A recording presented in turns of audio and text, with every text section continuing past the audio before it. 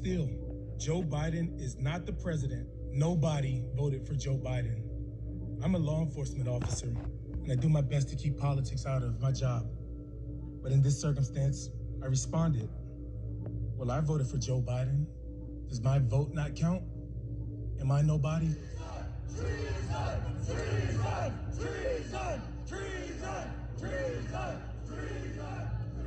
But on January 6th, for the first time, I was more afraid to work at the Capitol than my entire deployment to Iraq. You should be mad